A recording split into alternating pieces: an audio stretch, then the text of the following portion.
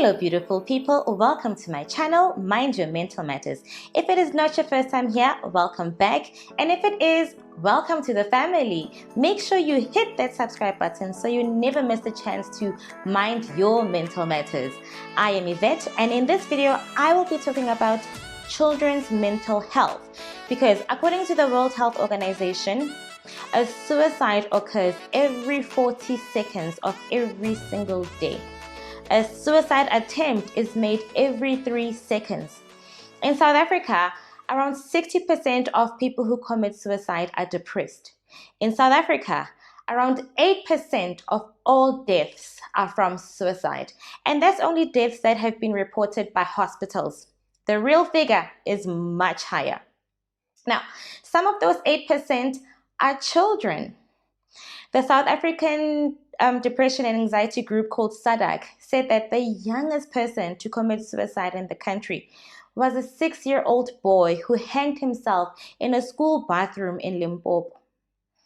A 6-year-old child thought of a plan to take his own life and executed it successfully at 6. Now, I wanted to give you guys the stats of children's suicide in other African countries, but I just couldn't find the exact figures. And this is not because they don't exist, but probably because of the shame that's associated with suicide in African communities. But now, just because it hasn't been recorded doesn't mean it's not happening, right? In the US, the youngest person to commit suicide was 5 years old. And it's been said that among children aged 5 to 11 years, Black children have the highest rate of death by suicide. Now, I know this is a lot to take in, and I know that it's quite overwhelming, but before you switch me off and switch to something more fun, stay with me. Stay with me, because it could be your child who has a mental disorder. It could be your niece, your nephew, your neighbor's child, your student. And this is the video that will help you learn the signs, the symptoms, the different types of mental illnesses that children deal with, and how you can help. You know, some of the parents of the kids who killed themselves said, "He was the perfect son, very smart. He was happy as far as I knew." In some cases, we hear things like, vele loyo, he was a problem child, nje. Or we hear things like, vele lo unamadimon, or he lacks discipline. But the truth of the matter, guys, is your children are struggling in silence. They don't know what's wrong with them. You don't know what's wrong with them. So let's figure out what is wrong with our children. What is children's mental health? Okay, so mental health is mental health in children and in adults, yeah? And so being mentally healthy includes our emotional, psychological, and social well-being. Mental health in children means reaching developmental and emotional milestones and learning healthy social skills and just how to cope when there's a problem. The same applies for mental illnesses. Children from infancy to adolescence can develop the same mental health conditions as adults, but their symptoms may be different. And I guess because of their different symptoms, this is one of the reasons why a lot of grown-ups find it hard to believe that children may suffer from depression or anxiety, etc. Parents who don't understand that depression is an illness, just like high blood pressure is an illness, will say things like, "But she has everything she wants. What could be depressing her?" And so I ask, can a child who has everything they want be sick with high blood pressure? Then a child can have everything they want and have depression, simply because depression is an illness, not a lack of appreciation or an insult to their parents' efforts, right? Studies have shown that in South Africa, HIV infection, substance use, and exposure to violence increases a child's vulnerability to mental disorders. So what we should be asking instead is, since this child has everything they want, what are some of the environmental factors that could be causing them to be depressed? And there are a range of factors to consider when trying to figure out what causes mental disorders in children. While the exact cause is unknown, research suggests that it could be a combination of factors, including biology. Many mental disorders in children have been linked to abnormal functioning of particular brain regions that control emotion, perception, thinking, and behavior. It could be genetics. Many mental disorders run in the family, guys, believe it or not. Environmental stress. Stressful or traumatic events can trigger a mental disorder in a child who has a vulnerability to a mental disorder. Or it could be psychological trauma, which can be triggered by traumatic experiences such as severe emotional, physical abuse, or an important early loss, such as the loss of a parent. It could be neglect. You know, as I'm saying these things, I'm picturing the township that I'm from and how it's so normal for kids to grow up in toxic homes, abusive homes where dad beats mom, mom sometimes fight backs, dad sometimes beats everybody.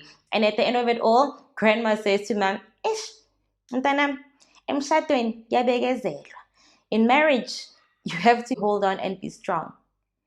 Some children go through excruciating and just unreasonable beatings, are sexually abused by really close relatives, and yet we get surprised when children go out and do the same on the playground.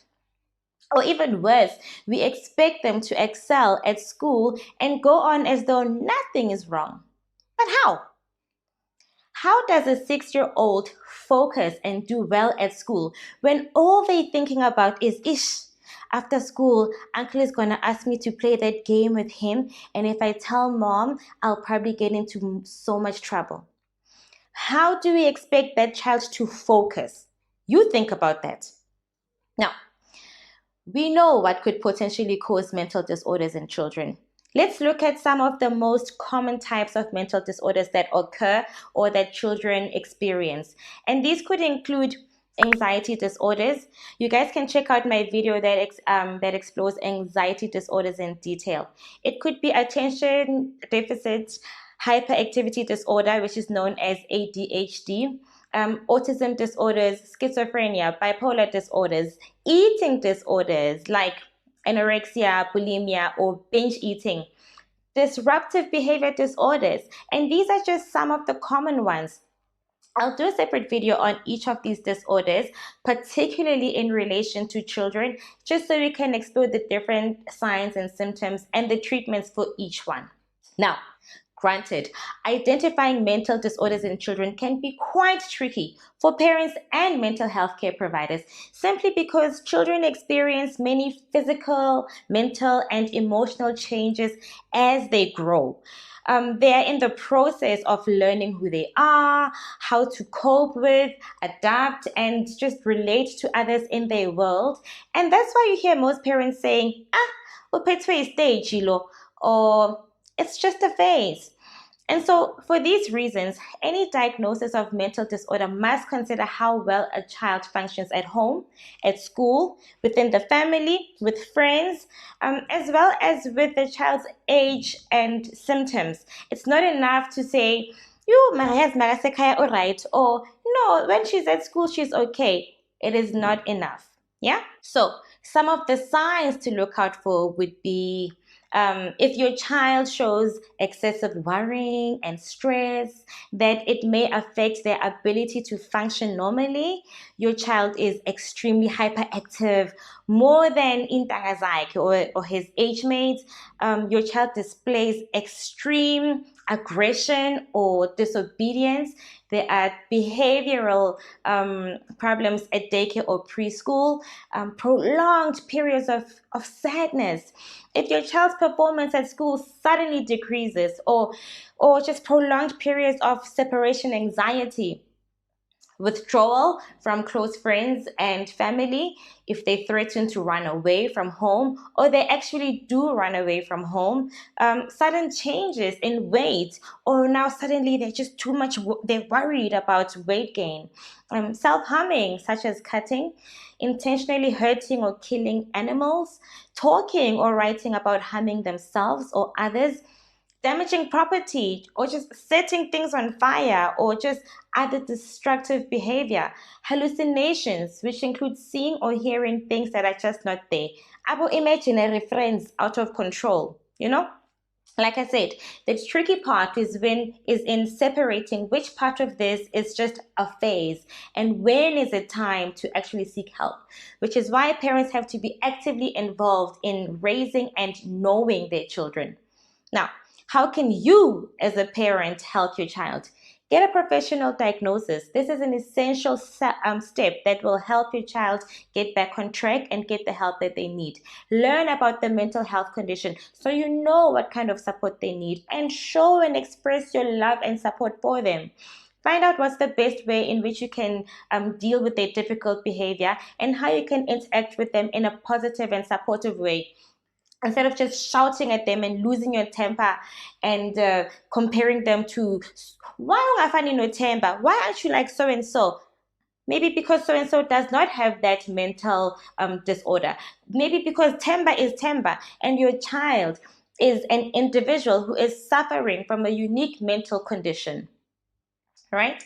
As a family, you can attend support groups and family counseling so that it doesn't seem as though it's just his or her problem, but you can get help together as a family. And you also need to inform your child's teacher about their mental condition so the school can offer support and appropriate academic plans. If you hide this information, it'll only harm your child. Have fun with your child, and praise them for their positive behavior and the things that they're good at. Speak to a doctor about treatment options, which may include psychotherapy and medications, and make sure that your child sees the treatment through. Remember, there is no shame in having a child with a mental disorder. As we have seen, it is not their fault. It is not something that they chose or have control over. And as with many illnesses, their disorder can be treated and they can live a fruitful and productive life. As a parent, you can also enroll in training programs that are particularly designed for children with a mental illness. Just find ways, man, to relax and have fun with your child. We all give birth to sweet little darlings, and somewhere along the way, they may get out of line and lose it a bit. A lot of that losing it a bit can be attributed to mental illnesses that even they don't know about, even we don't know about. So let's learn about them and just find ways in which we can save our children. And who knows, ultimately we might be saving the world. And that's it from me. Thank you so much for watching. I hope this is relatable, and I hope this is information you'll be able to put to good use, bearing in mind that I'm sharing this with you based on what I know and the research that I have done. I will leave some helplines in the description box. So if you need professional help, please do seek the help of a professional. Remember to share your thoughts in the comment section down below. Share this video with every single person you care about, and please do hit that subscribe button. Until the next time, lots of love, lots of light, and perfect mental health to you and your children.